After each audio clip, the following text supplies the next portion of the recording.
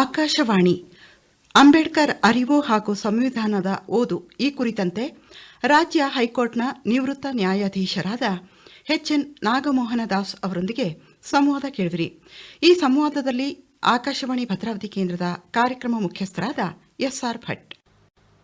ಕೇಳುಗರೆ, ಸಂವಿಧಾನ ಶಿಲ್ಪಿ ಮತ್ತು ಭಾರತದ ಒಂದು ರೀತಿಯ ಸಾಂಸ್ಕೃತಿಕ ಹೆಗ್ಗುರುತಿಗೆ ಹೆಸರಾದಂತಹ ಡಾಕ್ಟರ್ BR ಅಂಬೇಡ್ಕರ್ ಅವರ ಹೆಸರನ್ನು ನಾವೆಲ್ಲ ಕೇಳಿದ್ದೀವಿ ಹಾಗೂ ಇತ್ತೀಚೆಗೆ ನಾವು ಅವರನ್ನು ಅರ್ಥ ಮಾಡಿಕೊಳ್ಳೋ ಸಣ್ಣ ಪ್ರಯತ್ನವನ್ನು ಕೂಡ ಮಾಡ್ತಾ ಇದ್ದೀವಿ. ಈ ಹಿನ್ನೆಲೆಯಲ್ಲಿ ಅಂಬೇಡ್ಕರ್ ವ್ಯಕ್ತಿತ್ವ ಮತ್ತು ಅಂಬೇಡ್ಕರ್ನ ನಾವು ಹೇಗೆ ಅರ್ಥ ಮಾಡ್ಕೋಬೇಕು ಇದನ್ನು ತಿಳಿಸೋದಕ್ಕೋಸ್ಕರವಾಗಿ ಇಂದು ನಮ್ಮೊಂದಿಗಿದ್ದಾರೆ ಅಂಬೇಡ್ಕರ್ ಅವರ ಕುರಿತು ವಿಶೇಷವಾಗಿ ಅಧ್ಯಯನ ಮಾಡಿದವರು ಮತ್ತು ಅವರ ಬಗ್ಗೆ 10 ಹಲವು ಲೇಖನಗಳನ್ನೂ ಕೂಡ ಬರೆದು ಸರ್ವೋಚ್ಚ ನ್ಯಾಯಾಲಯದ ಡೆಸಿಗ್ನೇಟೆಡ್ ಸೀನಿಯರ್ ಕೌನ್ಸಿಲ್ ಆಗಿಯೂ ಕೆಲಸ ನಿರ್ವಹಿಸುವುದಕ್ಕಿಂತ ಮೊದಲು ಹೈಕೋರ್ಟ್ನಲ್ಲಿ ನ್ಯಾಯಾಧೀಶರಾಗಿಯೂ ಕೂಡ ಕೆಲಸ ನಿರ್ವಹಿಸಿದಂಥವರು ನಮ್ಮೊಂದಿಗಿದ್ದಾರೆ. ಅವರೇ ಎನ್ ನಾಗಮೋಹನ್ ದಾಸ್ ಅವರು. ನಾಗಮೋಹನ್ ದಾಸ್ ಅವರೇ, ನಮಸ್ಕಾರ ಹಾಗೂ ಸ್ವಾಗತ. ನಮಸ್ಕಾರ. ನಾನು ಆರಂಭದಲ್ಲೇ ಹೇಳ್ತಾ ಇದ್ದೆ, ಅಂಬೇಡ್ಕರ್ ನಾವು ಅರಿತಿದ್ದು ಬಹಳ ಕಡಿಮೆ. ಅಂಬೇಡ್ಕರ್ನ ನಾವು ಹೇಗೆ ಅರ್ಥೈಸ್ಕೋಬೇಕು ಅಂತಲೇ ಆರಂಭ ಮಾಡೋಣ. ಅಂಬೇಡ್ಕರ್ ಅವರನ್ನು ಅರ್ಥ ಮಾಡಿಕೊಳ್ಳುವುದು ಅಂತಂದರೆ ಭಾರತ ಸಂವಿಧಾನವನ್ನು ಅರ್ಥ ಮಾಡಿಕೊಳ್ಳೋದು. ಅಂಬೇಡ್ಕರ್ನ ಓದುವುದು ಅಂತಂದರೆ ಭಾರತ ಸಂವಿಧಾನನ ಓದುವುದು. ಭಾರತ ಸಂವಿಧಾನನ ಓದಿದರೆ ಅಂಬೇಡ್ಕರ್ನ ಓದ್ದಂಗೆ. ಹಾಗಾಗಿ ಒಟ್ಟು ಅಂಬೇಡ್ಕರ್ ಅರಿವು ನಾವು ಮೂಡಿಸ್ಕೋಬೇಕು ಅಂದರೆ ಅದಕ್ಕೆ ಮೊದಲನೇ ಹೆಜ್ಜೆ ಭಾರತದ ಸಂವಿಧಾನ ಅರಿವನ್ನು ನಾವು ಮೂಡಿಸ್ಕೋಬೇಕು. ಅದೇ ಉದ್ದೇಶಕ್ಕೋಸ್ಕರನೇ ತಾವು ಕೂಡ ಭಾರತದ ಸಂವಿಧಾನದ ಓದು ಅನ್ನುವಂಥದ್ದನ್ನು ಆರಂಭ ಮಾಡೋದಕ್ಕೆ ಹೊರಟಿದ್ರಿ ನಾಗಮೋಹನ್ ದಾಸ್ ಅವರೇ. ಹೌದು. 2018ರಲ್ಲಿ ನನ್ನ ಗೆಳೆಯರೊಬ್ಬರು ಪ್ರೊಫೆಸರ್ ವಿಠಲ್ ಭಂಡಾರಿ ಅನ್ನೋರು, ಸರ್, ಸಂವಿಧಾನದ ಬಗ್ಗೆ ವಿದ್ಯಾರ್ಥಿ ಯುವ ಜನರಿಗೆ ಸರಳವಾಗಿ ಅರ್ಥ ಆಗುವಂಥ ಭಾಷೆಯಲ್ಲಿ, ಅದು ಕನ್ನಡದಲ್ಲಿ 60-70 ಪುಟಗಳು ಮೀರದೇ ಇರತಕ್ಕಂಥ ಒಂದು ಕೃತಿ ಬರೀರಿ ಅಂದರು. ನಾನು ಆ ಪುಸ್ತಕ ಬರೆದೆ. ಸಹಯಾನ ಮತ್ತು ಸಮುದಾಯ ಅಂತಕ್ಕಂಥ ಸಾಹಿತ್ಯ ಸಾಂಸ್ಕೃತಿಕ ಸಂಘಟನೆಗಳು ಆ ಪುಸ್ತಕನ ಪ್ರಕಟಣೆ ಮಾಡಿದೆ. ಪ್ರಕಟಣೆ ಆದ ನಂತರ ಆ ಪುಸ್ತಕನ ಇಟ್ಕೊಂಡು ರಾಜ್ಯದಲ್ಲಿ ಸಂವಿಧಾನ ಓದು ಅಭಿಯಾನನ ನಡೆಸಿದೆ. ನಾನೇ ಖುದ್ದಾಗಿ ಕಳೆದ 7 ವರ್ಷಗಳಲ್ಲಿ ಈ ರಾಜ್ಯದ ಎಲ್ಲ ಜಿಲ್ಲೆಗಳಿಗೆ, ಬಹುಪಾಲು ಎಲ್ಲ ತಾಲೂಕುಗಳಿಗೆ ನಾನು ಹೋಗಿ ಕಾರ್ಯಕ್ರಮಗಳನ್ನು ಮಾಡಿ ಬಂದಿದ್ದೀನಿ. ಸುಮಾರು ಸಂವಿಧಾನ ಮತ್ತು ಕಾನೂನುಗಳಿಗೆ ಸಂಬಂಧಪಟ್ಟಂತೆ 2000ಕ್ಕೂ ಮೀರಿ ಉಪನ್ಯಾಸಗಳನ್ನು ನಾನು ನೀಡಿದ್ದೀನಿ. ಈ ಪುಸ್ತಕ ಇಂಗ್ಲೀಷ್ನಲ್ಲಿ, ತೆಲುಗಿನಲ್ಲಿ, ಮಲಯಾಳಂನಲ್ಲಿ, ಹಿಂದಿನಲ್ಲಿ ತರ್ಜುಮೆಯಾಗಿ ಪ್ರಕಟಣೆಗೊಂಡಿದೆ. 20 ಲಕ್ಷಕ್ಕೂ ಹೆಚ್ಚು ಕಳೆದ 7 ವರ್ಷಗಳಲ್ಲಿ ಈ ಪುಸ್ತಕ ಮಾರಾಟ ಆಗಿ ಜನರ ಕೈ ತಲುಪಿದೆ. 2004ರಿಂದ 2014ರವರೆಗೆ ಸುಮಾರು 10 ವರ್ಷಗಳ ಕಾಲ ನ್ಯಾಯಾಧೀಶರಾಗಿ ಕೆಲಸ ನಿರ್ವಹಿಸಿದ ನಂತರದಲ್ಲಿ ಸರ್ವೋಚ್ಚ ನ್ಯಾಯಾಲಯದ ಡೆಸಿಗ್ನೇಟೆಡ್ ಸೀನಿಯರ್ ಕೌನ್ಸಿಲ್ ಆಗಿಯೂ ಕೂಡ ತಾವು ಕಾರ್ಯವನ್ನು ನಿರ್ವಹಿಸಿದ್ರಿ ನಾಗಮೋಹನ್ ದಾಸ್ ಅವರೇ. ಹಾಗೆಯೇ ಮಾತನಾಡ್ತಾ ಇರಬೇಕಿದ್ರೆ ಹೇಳಿದ್ರಿ, ಸಂವಿಧಾನವನ್ನು ಸರಿಯಾಗಿ ಓದಿದರೆ ಅಂಬೇಡ್ಕರ್ ಅರ್ಥ ಆಗ್ತಾರೆ ಅಂತ. ಹಾಗಿದ್ರೆ ನಾವು ಸಂವಿಧಾನವನ್ನು ಹೇಗೆ ಅರ್ಥೈಸ್ಕೋಬೇಕು? ಮೊದಲನೇ ಪ್ರಿನ್ಸಿಪಲ್ ಏನು ಅಂತಂತಂದರೆ, ಭಾರತ ದೇಶನ ಅರ್ಥ ಮಾಡಿಕೊಳ್ಳದೆ ಭಾರತ ಸಂವಿಧಾನ ಅರ್ಥ ಆಗಲ್ಲ. ಭಾರತ ದೇಶನ ಅರ್ಥ ಮಾಡಿಕೊಳ್ಳೋದು ಅಂದ್ರೆ ಏನು? ಅದರ ಇತಿಹಾಸ, ಅಲ್ಲಿನ ಧರ್ಮಗಳು, ಅಲ್ಲಿನ ಜಾತಿಗಳು, ಸಾಮಾಜಿಕ ಸಾಂಸ್ಕೃತಿಕ ಸಂಬಂಧಗಳು, ಅಲ್ಲಿನ ಭಾಷೆಗಳು, ಅಲ್ಲಿನ ಸಂಸ್ಕೃತಿ, ಉಪಸಂಸ್ಕೃತಿ, ಇವೆಲ್ಲವನ್ನೂ ತಿಳ್ಕೊಂಡಾಗ ಆ ದೇಶದ ಜನರ ಬಗ್ಗೆ ನಾವು ತಿಳ್ಕೊಂಡಾಗೆ, ಆ ದೇಶದ ಜನರ ಬಗ್ಗೆ ನಾವು ತಿಳ್ಕೊಂಡ್ರೆ ಆ ದೇಶದ ಸಂವಿಧಾನ ಭಾಳ ಸುಲಭವಾಗಿ ಅರ್ಥ ಆಗುತ್ತೆ. ಹಾಗಾಗಿ ಮೊದಲನೇ ಪ್ರಿನ್ಸಿಪಲ್ ನಮಗೆ ಬೇಕಾಗಿರೋದು ಭಾರತನ ಅರ್ಥ ಮಾಡಿಕೊಳ್ಳೋಣ. ಆ ಮುಖಾಂತರ ಭಾರತದ ಸಂವಿಧಾನ ಸುಲಭವಾಗಿ ಅರ್ಥ ಆಗುತ್ತೆ. ಭಾರತವನ್ನು ಅರ್ಥೈಸ್ಕೋಬೇಕು ಅಂತಂದ್ರೆ ಅಂಬೇಡ್ಕರ್ ಅವರ ಬಗ್ಗೆ ಇಡಿಯಾಗಿ ಸಂಪೂರ್ಣವಾಗಿ ನಾವು ಅಂಬೇಡ್ಕರ್ ಅವರ ವ್ಯಕ್ತಿತ್ವವನ್ನು ಕಟ್ಟಿಕೊಡೋದಿದ್ರೆ ನೋಡಿ, ಅಂಬೇಡ್ಕರ್ ಅವರು ಒಬ್ಬ ನ್ಯಾಯಶಾಸ್ತ್ರ ತಜ್ಞರಾಗಿ, ಅರ್ಥಶಾಸ್ತ್ರ ತಜ್ಞರಾಗಿ, ಸಮಾಜಶಾಸ್ತ್ರ ತಜ್ಞರಾಗಿ, ಉತ್ತಮ ಆಡಳಿತಗಾರರಾಗಿ, ಮಾನವ ಹಕ್ಕುಗಳ ಪ್ರತಿಪಾದಕರಾಗಿ, ಸಂವಿಧಾನ ರಚನಾಕಾರರಾಗಿ ಈ ದೇಶಕ್ಕೆ ಮಹಾನ್ ಕೊಡುಗೆಯನ್ನು ಕೊಟ್ಟಿದ್ದರು. ದುರಾದೃಷ್ಟವಶಾತ್ ಅವರನ್ನು ನಾವು ಸಂಕುಚಿತ ಮನೋಭಾವದಿಂದ ಒಂದು ಜಾತಿ ನಾಯಕನನ್ನಾಗೋ ಅಥವಾ ಅಂಬೇಡ್ಕರ್ ಅಂದರೆ ಮೀಸಲಾತಿ ಅಂತನೋ, ಮೀಸಲಾತಿ ಅಂದರೆ ಅಂಬೇಡ್ಕರ್ ಅಂತನೋ ಈ ರೀತಿ ಅವರನ್ನು ವ್ಯಾಖ್ಯಾನಿಸಿ ಸ್ಥಿಮಿತಗೊಳಿಸಿರ್ತಕ್ಕಂಥದ್ದು ನಾವು ಮಾಡಿರ್ತಕ್ಕಂಥ ಬಹು ದೊಡ್ಡ ತಪ್ಪು. ಇದನ್ನು ನಾನು ಯಾಕೆ ಈ ಮಾತನ್ನು ಹೇಳ್ತಾ ಇದ್ದೀನಿ ಅಂತಂದರೆ, ನಿಮಗೆ ಒಂದು 2-3 ವಿಚಾರಗಳನ್ನು ತಿಳಿಸೋಕೆ ಪ್ರಯತ್ನ ಮಾಡ್ತೀನಿ. ಈ ದೇಶದಲ್ಲಿ ಪರಿಶಿಷ್ಟ ಜಾತಿಯ ಜನ ಏನಿದ್ದಾರೆ ಅವರು 25% ಪರಿಶಿಷ್ಟ ಜಾತಿ ಮತ್ತು ಪರಿಶಿಷ್ಟ ಪಂಗಡ ಈ ದೇಶದ ಉದ್ದಕ್ಕೂ ಹಂಚಿ ಹರಡೋಗಿದ್ದಾರೆ. ಸಾಮಾಜಿಕವಾಗಿ ಅವರನ್ನು ಅವಮಾನಿಸಿದ್ದಾರೆ. ಅಂಥವರನ್ನು ಸಂಘಟನೆ ಮಾಡಿ ರಾಷ್ಟ್ರ ಮಟ್ಟದಲ್ಲಿ ಒಂದು ವೇದಿಕೆಯನ್ನು ನಿರ್ಮಾಣ ಮಾಡಿ ಮಾತಿಲ್ಲದವರಿಗೆ ಮಾತು ನೀಡಿ ನ್ಯಾಯಕ್ಕಾಗಿ, ಸತ್ಯಕ್ಕಾಗಿ, ಸ್ವಾಭಿಮಾನಕ್ಕಾಗಿ, ಗೌರವಕ್ಕಾಗಿ ಧ್ವನಿ ಎತ್ತುವಂತೆ ಮಾಡಿದ್ದು ಡಾಕ್ಟರ್ BR ಅಂಬೇಡ್ಕರ್. ಹಾಗಾಗಿ ಯಾವುದೇ ವಿವಾದ ಇಲ್ಲದೆ, 2 ಮಾತಿಲ್ಲದೆ ಅಂಬೇಡ್ಕರ್ರವರು ಈ ದೇಶದ ಪರಿಶಿಷ್ಟ ಜಾತಿ ಮತ್ತು ಪರಿಶಿಷ್ಟ ಪಂಗಡದ ಒಬ್ಬ ಮೆಸ್ಸಯ್ಯ ಅನ್ನೋದರಲ್ಲಿ ಯಾವ ತಕರಾರು ಬೇಡ. ಇನ್ನು ನಾಗಮೋಹನ್ ದಾಸ್ ಅವರೇ, ಡಾಕ್ಟರ್ BR ಅಂಬೇಡ್ಕರ್ ಅವರು ಹೊಸ ಕಾನೂನುಗಳನ್ನು ರಚಿಸಿ ಕಾರ್ಮಿಕರಿಗೆ ಬಹಳಷ್ಟು ಅನುಕೂಲತೆಯನ್ನು ಕಲ್ಪಿಸಿಕೊಟ್ರು.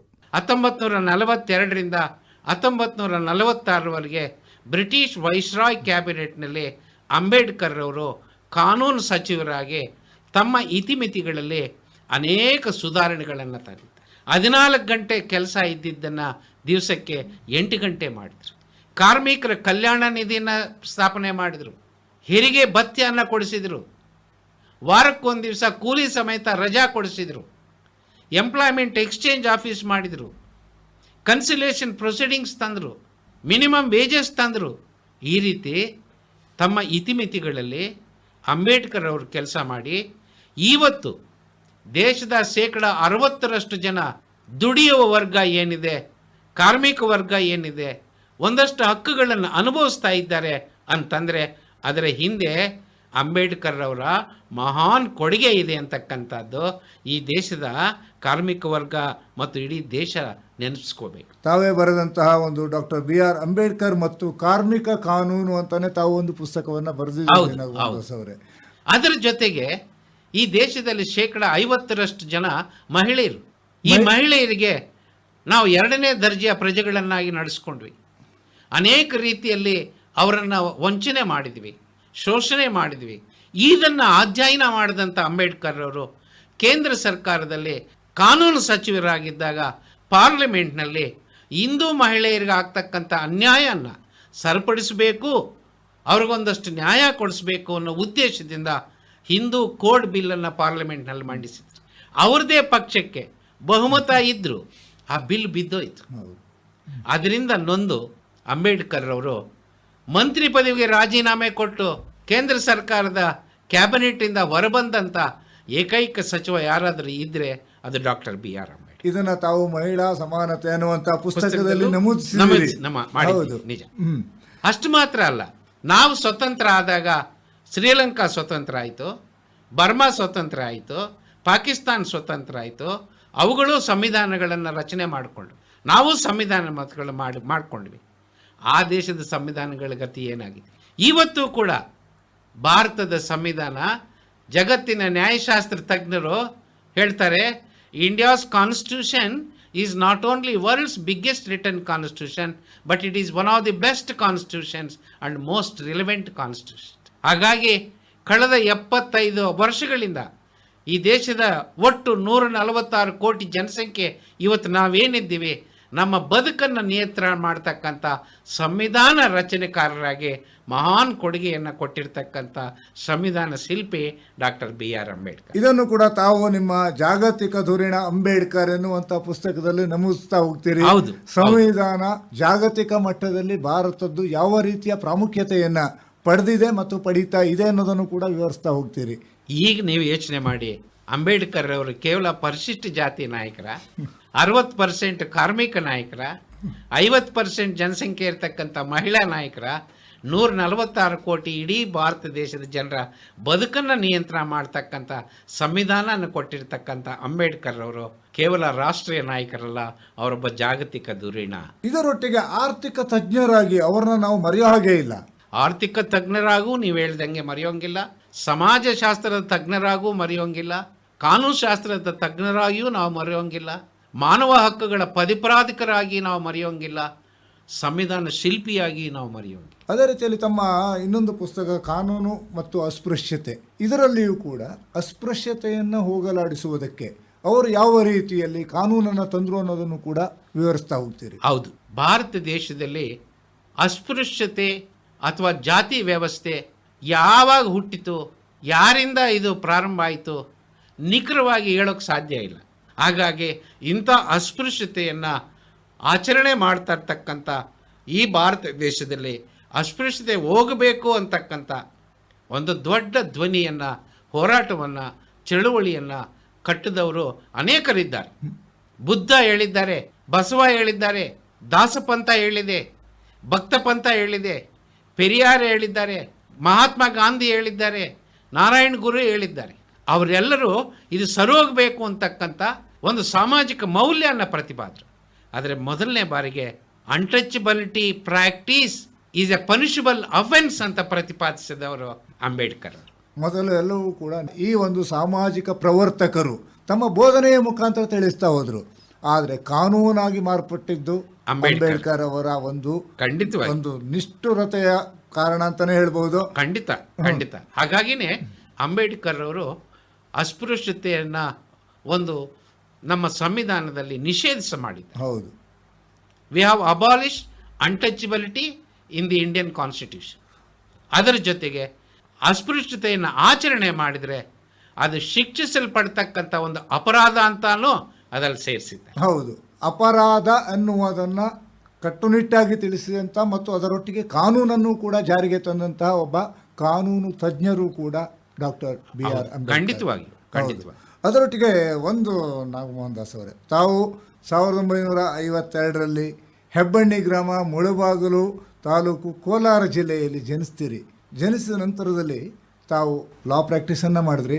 ಬೆಂಗಳೂರು ವಿಶ್ವವಿದ್ಯಾಲಯದಲ್ಲಿ LLBಯನ್ನು ಓದಿದ ನಂತರದಲ್ಲಿ ಆ ನಂತರದಲ್ಲಿ 10 ಹಲವು ಸಂಘ ಸಂಸ್ಥೆಗಳಿಗೆ ಕಾನೂನು ಸಲಹೆಗಾರರಾಗಿಯೂ ಕೂಡ ತಾವು ಕೆಲಸವನ್ನು ನಿರ್ವಹಿಸ್ತಾ ಇದ್ರಿ. ಇದಕ್ಕೆಲ್ಲದಕ್ಕೂ ಕೂಡ ನಿಮ್ಮ ತಂದೆ ಪ್ರೇರಣೆ ಅಂತ ನಾನು ಅಂದ್ಕೊಂಡಿದ್ದೀನಿ. ಖಂಡಿತವಾಗಿಯೂ ನಮ್ಮ ತಂದೆ ಈ ದೇಶದ ಸ್ವತಂತ್ರ ಹೋರಾಟದಲ್ಲಿ ಭಾಗಿಯಾಗಿ ಜೈಲುವಾಸ ಅನುಭವಿಸಾಗಿ ಅನೇಕ ಕಷ್ಟ ಕಾರ್ಪಣ್ಯಗಳನ್ನು ಅನುಭವಿಸಿದರು. ಅವರು ಬದುಕು, ಅವರ ಸರಳತೆ, ಅವರ ತ್ಯಾಗದ ಮನೋಭಾವ ನನ್ನ ಮೇಲೆ ಅಪಾರವಾದಂಥ ಪರಿಣಾಮ ಬಿದ್ದಿದೆ ಅನ್ನೋದರಲ್ಲಿ ಯಾವುದೇ ಸಂದೇಹ ಇಲ್ಲ. ಯಾಕೆಂತಂದರೆ HN ನಾಗಪ್ಪ ಇವರು ತಮ್ಮ ತಂದೆಯವರು ಸ್ವಾತಂತ್ರ್ಯ ಹೋರಾಟಗಾರರಾಗುವುದರೊಟ್ಟಿಗೆ ಭಾರತ ಸರ್ಕಾರದ ಒಂದು ವಿಶೇಷ ಪ್ರಶಸ್ತಿ ಭಾಜನರು ಕೂಡ ಆಗಿದ್ದೀವಿ ಅಂತ ಕೇಳಿದ್ದೀವಿ. ಹೌದು, ಭಾರತ ಸರ್ಕಾರ 1975-76ರಲ್ಲಿ ಸ್ವತಂತ್ರ ಹೋರಾಟಗಾರರಿಗೆ ತಾಮ್ರಪತ್ರ ಪ್ರಶಸ್ತಿ ಅನ್ನೋದನ್ನು ಕೊಟ್ಟರು. ಆಗ ನಮ್ಮ ತಂದೆಯವರು ಕೂಡ ಅಂಥ ತಾಮ್ರಪತ್ರ ಪಡೆದಂತಹ ಒಬ್ಬ ಸ್ವತಂತ್ರ ಹೋರಾಟಗಾರರಾಗಿದೆ. ನಮ್ಮ ತಂದೆ ನಮಗೆ ಬಿಟ್ಟೋದಂಥ ಬಹುದೊಡ್ಡ ಆಸ್ತಿ ಅಂತಂದರೆ ಆ ತಾಮ್ರಪತ್ರ. ಆ ತಾಮ್ರಪತ್ರ ನಾವು ಸಾಮಾನ್ಯವಾಗಿ ರಾಜ ಮಹಾರಾಜರ ಕಾಲದಲ್ಲಿ ಕೇಳ್ತಾ ಇದ್ವಿ, ಬಹಳಷ್ಟು ಜನರನ್ನು ತಾಮ್ರಪತ್ರ ಕೊಟ್ಟು ಪುರಸ್ಕರಿಸುವುದು ಅಂತ. ಆದರೆ ಸ್ವಾತಂತ್ರ್ಯ ನಂತರದಲ್ಲಿಯೂ ಕೂಡ ತಾಮ್ರಪತ್ರ ಪುರಸ್ಕೃತರಾದವರು ತಮ್ಮ ತಂದೆಯವರು. ಹೌದು.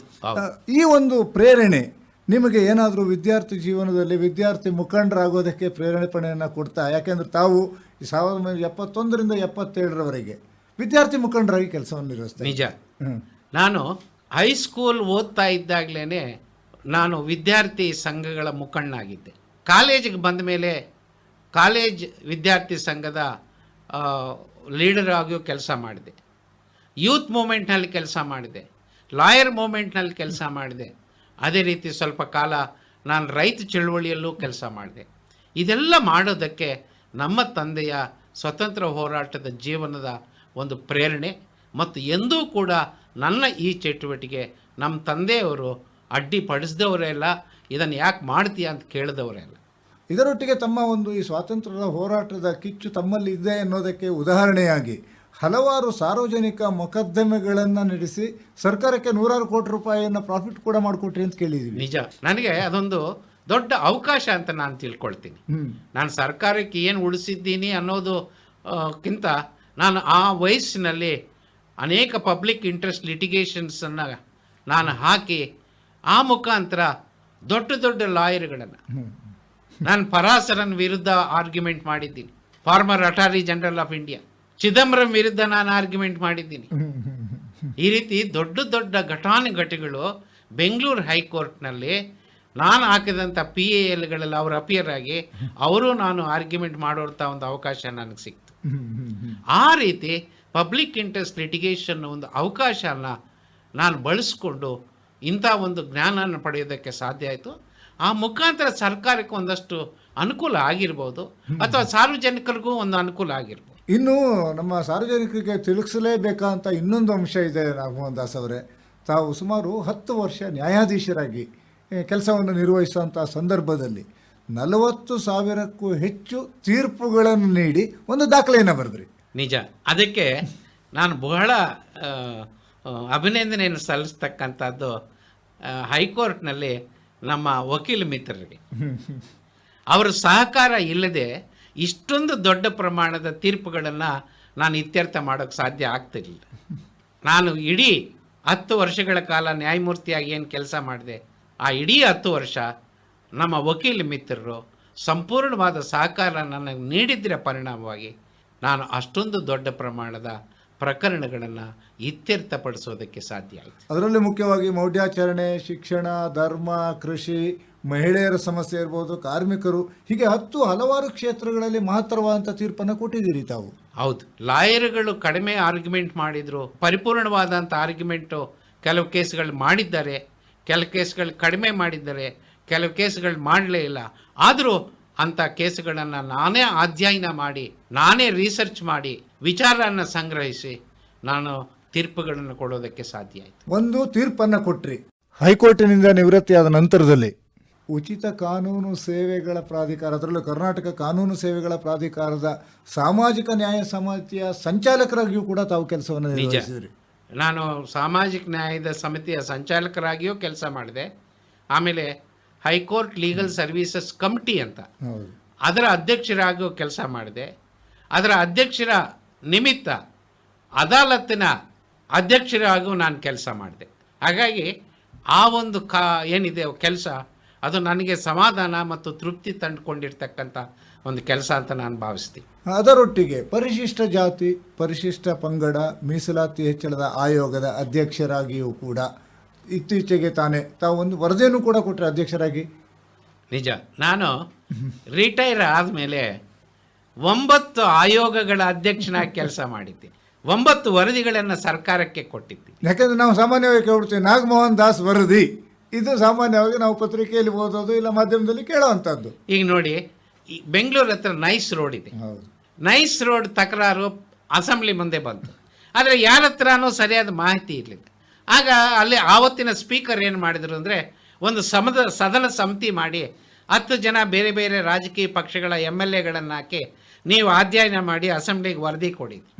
ಆ ಸದನ ಸಮಿತಿಯವರು 5-6 ಮೀಟಿಂಗ್ ಮಾಡಿದರು. ಅದು ಮುಂದೆ ಹೆಂಗೆ ಹೋಗಬೇಕು ಅಂತ ಅವ್ರಿಗೆ ಗೊತ್ತಾಗಲಿಲ್ಲ. ಆ ಸದಸ್ಯ ಅಧ್ಯಕ್ಷರು ನನ್ನನ್ನು ಸಂಪರ್ಕ ಮಾಡಿ ನನ್ನನ್ನು ಲೀಗಲ್ ಅಡ್ವೈಸರ್ ಆಗಿ ತಗೊಂಡು ನನ್ನ ಅಡ್ವೈಸ್ನ ಆಧಾರದ ಮೇಲೆ ಒಂದು ರಿಪೋರ್ಟನ್ನು ನಾವು ಸದನ ಸಮಿತಿಯ ಮುಖಾಂತರ ಸದನಕ್ಕೆ ಸಲ್ಲಿಸಿದರು. ಅದು ಒಪ್ಪಿ ಅದು ಅನುಷ್ಠಾನಕ್ಕೆ ಸರ್ಕಾರ ಮುಂದಾಗಿದೆ. ಎರಡನೇದಾಗಿ ಬೆಂಗಳೂರು ಮಹಾನಗರ ಪಾಲಿಕೆಯಲ್ಲಿ ಸಿವಿಲ್ ಕಾಮಗಾರಿಗಳಲ್ಲಿ ಅನ್ಯಾಯ ಆಗಿದೆ, ಲೋಪದೋಷ ಆಗಿದೆ, ತನಿಖೆ ಮಾಡಿ ವರದಿ ಕೊಡೋದು, ಅದನ್ನೂ ಕೊಟ್ಟೆ ನಾನು. ಅದನ್ನೂ ಸರ್ಕಾರ ಒಪ್ಪಿದೆ. ಆಮೇಲೆ ವೀರಶೈವ ಲಿಂಗಾಯತ ಅನ್ನೋ ಕಾಂಟ್ರವರ್ಸಿ ಮೇಲೆ ಆದ್ಯ ಮಾಡಿ ರಿಪೋರ್ಟ್ ಕೊಡಿದ್ರು, ಅದನ್ನು ನಾನು ರಿಪೋರ್ಟ್ ಕೊಟ್ಟಿದ್ದೀನಿ, ಅದು ಸರ್ಕಾರ ಒಪ್ಪಿದೆ. ಆಮೇಲೆ ಬಾಬಾ ಬುಡನ್ಗಿರಿ ಕಾಂಟ್ರವರ್ಸಿ ಬಗ್ಗೆ ಒಂದು ರಿಪೋರ್ಟ್ ಕೊಡಿದ್ರು, ಅದನ್ನು ಆದ್ಯ ಮಾಡಿ ಒಂದು ರಿಪೋರ್ಟ್ ಕೊಟ್ಟಿದ್ದೆ. ಅದಾದ ನಂತರ ಮೀಸಲಾತಿ ಹೆಚ್ಚಿಸಬೇಕು, ಪರಿಶಿಷ್ಟ ಜಾತಿಗೆ 15ರಿಂದ 17 ಮಾಡಬಹುದೇ, ಪರಿಶಿಷ್ಟ ಪಂಗಡಕ್ಕೆ 3ರಿಂದ 7 ಮಾಡಬಹುದೇ, ಅದರ ಬಗ್ಗೆನೂ ಅಧ್ಯಯನ ಮಾಡಿ ನಾನೊಂದು ವರದಿ ಕೊಟ್ಟೆ. 40% ಕಮಿಷನ್ ಇದೆ ಪಬ್ಲಿಕ್ ವರ್ಕ್ಸ್ನಲ್ಲಿ ಅಂತ ಆ ವರದಿ ಕೊಟ್ಟೆ. ಒಂದು 4 ತಿಂಗಳಾಗಿದೆ.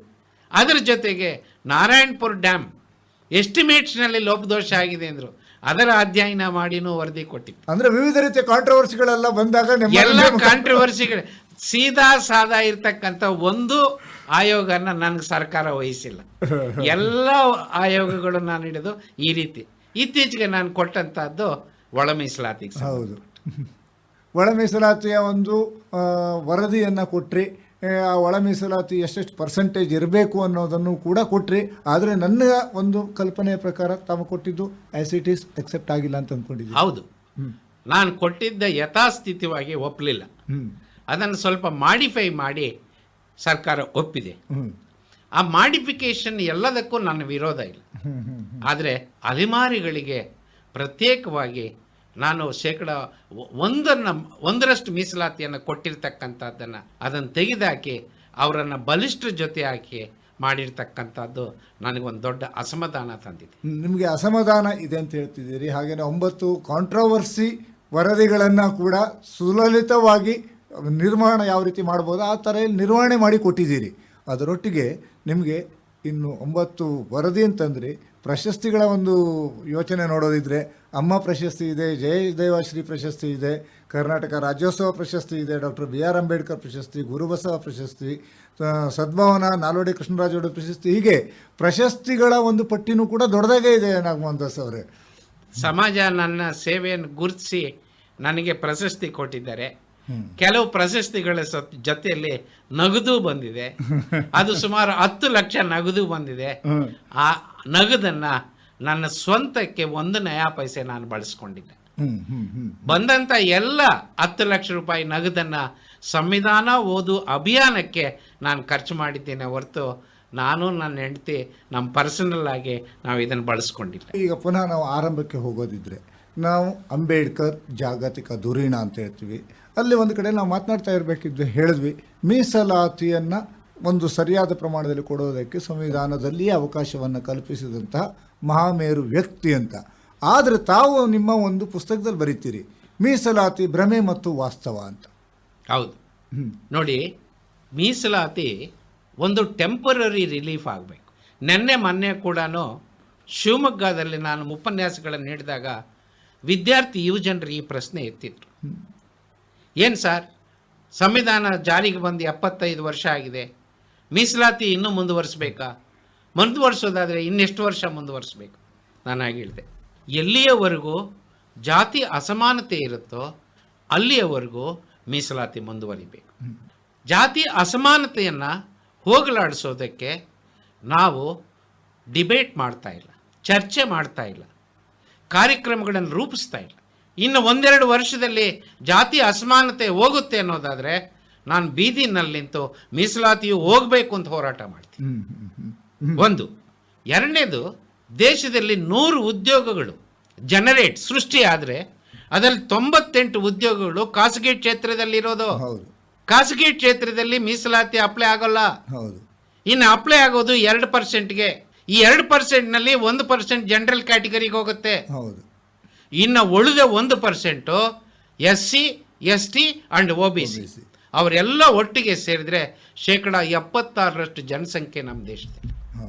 76% ಜನಸಂಖ್ಯೆಗೆ 1% ಮೀಸಲಾತಿ ಕೊಟ್ಟಿರೋದು ಭ್ರಮೆ ಅಂತೀರಾ, ವಾಸ್ತವ ಅಂತೀರಾ? ಅಂದ್ರೆ ಹೋಗ್ಲಿ, ಈ 1% ಇವತ್ತು ಜಾರಿ ಆಗ್ತಾ ಇದೆ ಅಂದ್ರೆ ಇಲ್ಲ. ಇವತ್ತು ಕೇಂದ್ರ ಸರ್ಕಾರದಲ್ಲಿ, ದೇಶದ ಎಲ್ಲ ರಾಜ್ಯ ಸರ್ಕಾರಗಳಲ್ಲಿ ಸ್ಯಾಂಕ್ಷನ್ಡ್ ಪೋಸ್ಟು ಸುಮಾರು 62 ಲಕ್ಷ ಖಾಲಿ ಬಿದ್ದಿವೆ. ಈ 1% ಮೀಸಲಾತಿ ಏನಾಯ್ತು? ಕಳೆದ 20 ವರ್ಷಗಳಿಂದ ಡಿಸ್ಇನ್ವೆಸ್ಟ್ಮೆಂಟ್ ಅಂತಕ್ಕಂಥ ಹೆಸರಿನಲ್ಲಿ ದೇಶದಲ್ಲಿರ್ತಕ್ಕಂಥ ಪಬ್ಲಿಕ್ ಸೆಕ್ಟಾರ್ಸ್ ಅನ್ನ ಅಥವಾ ಮುಚ್ತಾ ಇದ್ದಾರೆ ಅಥವಾ ರಿಕ್ರೂಟ್ಮೆಂಟ್ ಫೀಸ್ ಮಾಡಿದ್ದಾರೆ. ಅಲ್ಲಿ ಮೀಸಲಾತಿ ಇತ್ತು. ಈ ಪ್ರಕ್ರಿಯೆಯಲ್ಲಿ ಪಬ್ಲಿಕ್ ಸೆಕ್ಟರ್, ಪ್ರೈವೇಟ್ ಸೆಕ್ಟರ್ ಆದರೆ ಅಲ್ಲಿ ಮೀಸಲಾತಿ ಇರುತ್ತಾ, ಹೋಗುತ್ತಾ? ಕರ್ನಾಟಕದ ಕೆಲವು ಡಿಪಾರ್ಟ್ಮೆಂಟ್ನಲ್ಲಿ ಕಾಂಟ್ರಾಕ್ಟ್ ಎಂಪ್ಲಾಯ್ಮೆಂಟು, ಗೆಸ್ಟ್ ಲೆಕ್ಚರ್ಸು ಇಂಥವರಿಗೆ ನಾವು ಮೀಸಲಾತಿಯನ್ನು ಕಲ್ಪಿಸಿದ್ದೀವಿ 1-2 ವರ್ಷದಿಂದ.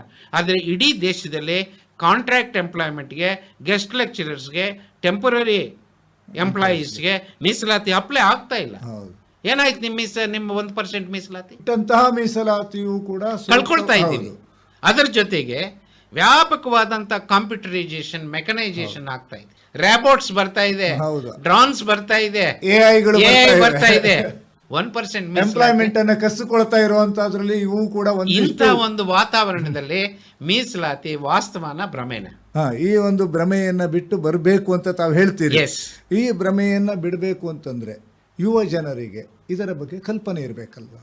ಅದರ ಬಗ್ಗೆ ಯಾರೂ ಮಾತಾಡ್ತಾ ಇಲ್ಲ.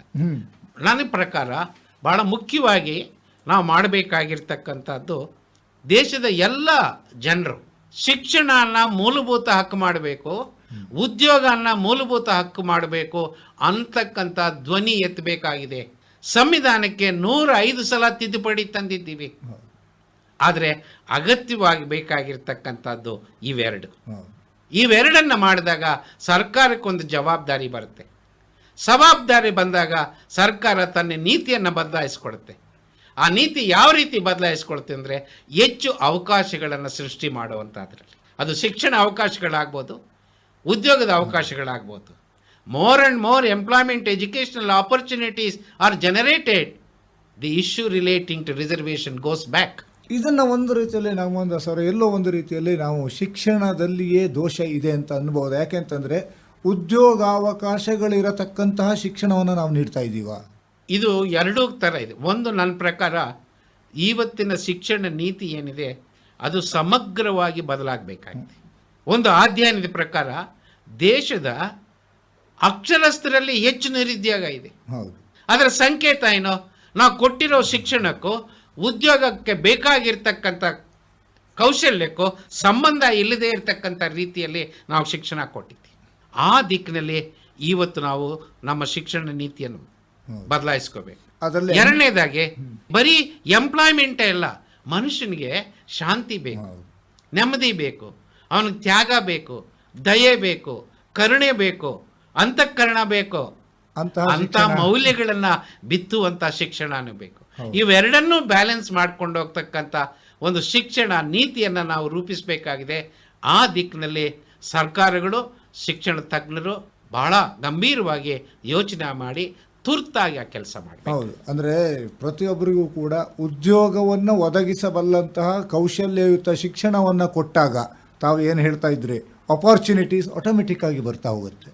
ಆದರೆ ಆ ಥರದ ಶಿಕ್ಷಣ ನೀತಿಯನ್ನು ರೂಪಿಸಬೇಕಾದಂಥದ್ದು ಎರಡು ಸರ್ಕಾರಗಳ ಜವಾಬ್ದಾರಿ. ಹೌದು, ಈಗ ನೋಡಿ, ಆರ್ಟಿಫಿಷಿಯಲ್ ಇಂಟೆಲಿಜೆನ್ಸ್ ಬಂದಾಗ ಟ್ರೆಡಿಷನಲ್ ಉದ್ಯೋಗಗಳೆಲ್ಲ ಹೋಗ್ತವೆ. ಹೌದು, ಆದರೆ ಹೊಸ ರೀತಿಯ ಉದ್ಯೋಗಗಳು ಬರ್ತವೆ. ಅದಕ್ಕೆ ಕೌಶಲ್ಯವನ್ನು ರೆಡಿ ಮಾಡಬೇಕು. ಆದರೆ ನಮ್ಮ ಯುವ ಪೀಳಿಗೆಯನ್ನು ನಾವು ತಯಾರು ಮಾಡಿದ್ದೀವಿ. ಹೌದು, ಯುವ ಪೀಳಿಗೆ ಇಲ್ಲ, ಅದ್ರ ಬಗ್ಗೆ ನಾವು ಜಾಗೃತಿ ವಹಿಸಿ ಈಗಲಿಂದ ಕ್ರಮ ತಗೊಂಡು ಆ ಹೊಸ ಸಮಸ್ಯೆಗಳಿಗೆ, ಸವಾಲಿಗೆ ಎದುರಾಗ್ತಕ್ಕಂಥ ರೀತಿಯಲ್ಲಿ ನಾವು ಯೂತನ್ನು ಬಿಲ್ಡ್ ಮಾಡಬೇಕು. ನಾವು ಕರ್ನಾಟಕದ ಬಗ್ಗೆ ಯೋಚನೆ ಮಾಡೋದಿದ್ರೆ, ನಾವು ಆರಂಭದಲ್ಲಿ ಸಂವಿಧಾನದ ಬಗ್ಗೆ ಮಾತನಾಡ್ತಾ ಇದ್ವಿ ನಾಗಮೋಹನ್ ದಾಸ್ ಅವರೇ. ಸಂವಿಧಾನಕ್ಕೂ ವಚನಕ್ಕೂ ಸಂಬಂಧ ಇದೆ ಅನ್ನೋದನ್ನು ತಾವು ತಮ್ಮ ಪುಸ್ತಕದಲ್ಲೇ ನಿರೂಪಿಸ್ಬಿಟ್ಟಿದ್ದೀರಿ. ಹೌದು, ವಚನ ಹೇಳುವ ತತ್ವ, ಸಂವಿಧಾನ ಹೇಳುವ ತತ್ವ ಎರಡು ಒಂದೇ ಅಂತ ಹೇಳ್ತಿದ್ದೀರಿ ತಾವು. ಅದು ಬಹಳ ಮುಖ್ಯ. ನಾನು ವೀರಶೈವ ಲಿಂಗಾಯತ ಕಾಂಟ್ರವರ್ಸಿ ಬಗ್ಗೆ ಆಯೋಗದ ಅಧ್ಯಕ್ಷನಾಗಿ ನಾನು ಕೆಲಸ ಮಾಡಿದೆ.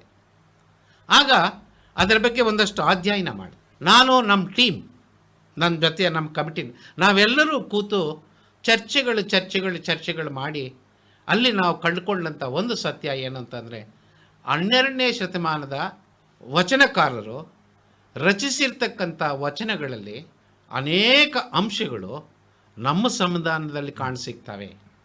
ಹಾಗಾಗಿ ಡೈರೆಕ್ಟಾಗಿ ವಚನಗಳು ನಮ್ಮ ಸಂವಿಧಾನ ರಚನೆಕಾರರ ಮೇಲೆ ಪ್ರಭಾವ ಬಿದ್ದಿದೆ ಅನ್ನೋ ಎವಿಡೆನ್ಸ್ ಅಂತೂ ನನ್ನ ಹತ್ರ ಇಲ್ಲ. ಆದರೆ ವಚನಗಳು ಸಾರಾಂಶ ಏನಿದೆ, ತತ್ವ ಏನಿದೆ, ಅದು ನಮ್ಮ ಸಂವಿಧಾನದಲ್ಲಿ ಕಾಣಿಸುತ್ತೆ.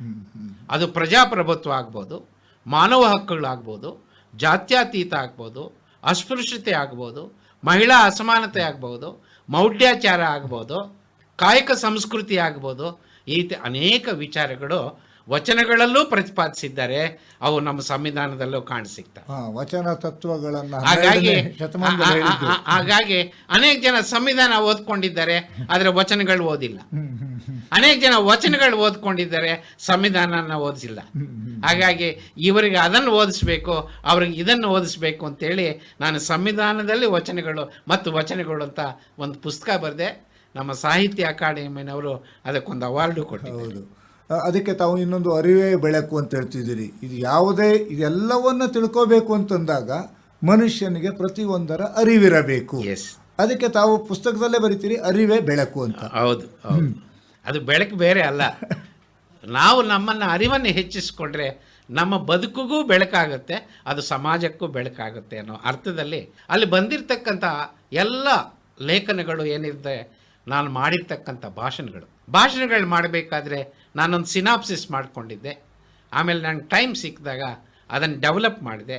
ಆ ರೀತಿ ಡೆವಲಪ್ ಮಾಡಿ ಅಪ್ಡೇಟ್ ಮಾಡಿ ನಾನು 10 ವರ್ಷಗಳ ಹಿಂದೆ ಆ ಪುಸ್ತಕನ ಪ್ರಕಟಿಸಿದ್ದೆ. ಅರಿವೇ ಗುರು ಅಂತ ಒಂದು ಕಡೆಯಲ್ಲಿ ಹೇಳ್ತೀವಿ, ತಾವು ಅರಿವೇ ಬೆಳಕು ಅಂತ ಹೇಳ್ತಿದ್ದೀರಿ. ಬೆಳಕಿನ ಮಾರ್ಗದಲ್ಲಿ ಹೋಗುವುದಕ್ಕೆ ಯುವ ಜನರನ್ನು ಸಿದ್ಧ ಮಾಡುವುದು ಕೂಡ ಅಷ್ಟೇ ಪ್ರಮುಖ. ಖಂಡಿತವಾಗಿ. ಇವತ್ತು ನಾನು ಕಳೆದ ರಿಟೈರ್ ಆದಮೇಲೆ ನಾನು ಹೆಚ್ಚು ಫೋಕಸ್ ಮಾಡಿರೋದು ವಿದ್ಯಾರ್ಥಿ ಯೋಜನೆ. ಕುವೆಂಪು ಯೂನಿವರ್ಸಿಟಿನಲ್ಲಿ 1,000ಕ್ಕೂ ಹೆಚ್ಚು ವಿದ್ಯಾರ್ಥಿಗಳನ್ನು ಜೊತೆ ನಾನು ಅಡ್ರೆಸ್ ಮಾಡಿದ್ದಲ್ಲದೆ ಸಂವಾದ ನಡೆಸಿದೆ. ಕಮಲಾ ನೆಹರು ಮಹಿಳಾ ಕಾಲೇಜಿನಲ್ಲಿ ಒಂದು 300ಕ್ಕೂ ಹೆಚ್ಚು ವಿದ್ಯಾರ್ಥಿನಿಯರ ಜೊತೆ ಒಂದು ಉಪನ್ಯಾಸ ಮಾಡಿ ಒಂದು ಸಂವಾದ ನಡೆಸಿದೆ.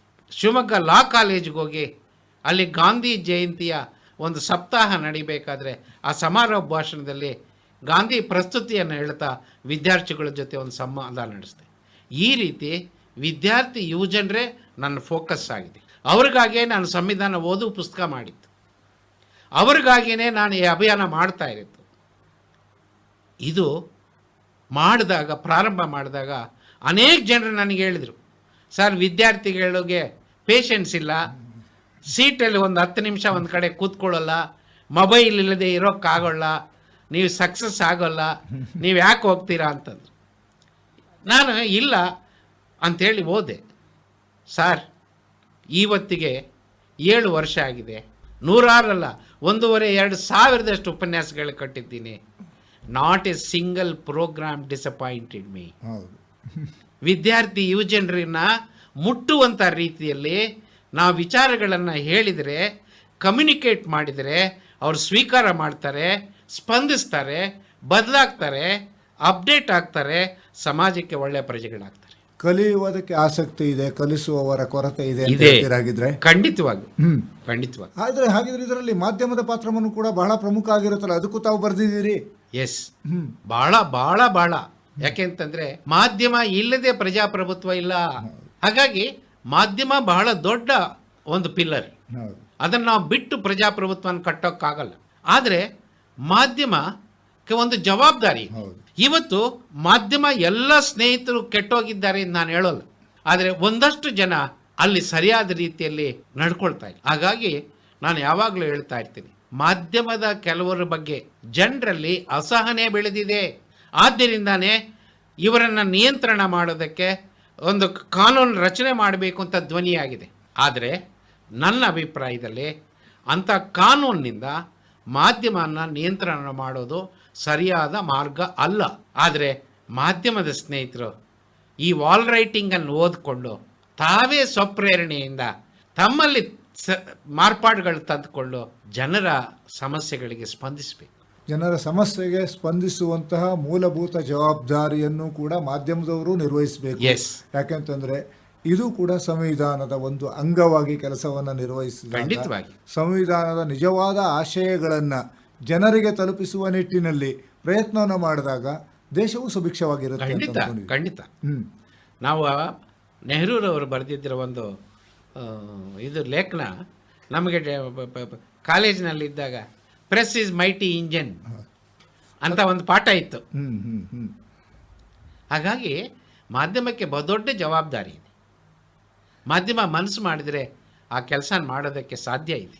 ಅದಕ್ಕೆ ತಾವು ಇನ್ನೊಂದು ಇಂಗ್ಲೀಷ್ನಲ್ಲಿ ಲೇಖನವನ್ನು ಬರೆದಿದ್ದೀರಿ, problems and challenges before young advocates ಅಂತ. ಕಾನೂನು ನಾನು ಬರೆದಿರೋದು 2 ವಿಚಾರ. ಒಂದು, ನಾನು ಮಧ್ಯಮ ವರ್ಗದ ರೈತ ಕುಟುಂಬದಲ್ಲಿ ಜನಿಸಿದ್ದು. ನಮ್ಮ ಹಳ್ಳಿಯ ಸರ್ಕಾರಿ ಕನ್ನಡ ಮಾಧ್ಯಮ ಶಾಲೆಯಲ್ಲೇ ನಾನು ಓದಿದ್ದು. ನನ್ನ ಇಡೀ ಕೆರಿಯರು ನಾನು 3rd ಕ್ಲಾಸ್ ಸ್ಟೂಡೆಂಟ್. ನಮ್ಮ ಫ್ಯಾಮ್ಲಿನಲ್ಲಿ ಯಾರೂ ಲಾಯರ್ ಇಲ್ಲ, ನಮ್ಮ ಊರಿನಲ್ಲೇ ಲಾಯರ್ ಇಲ್ಲ.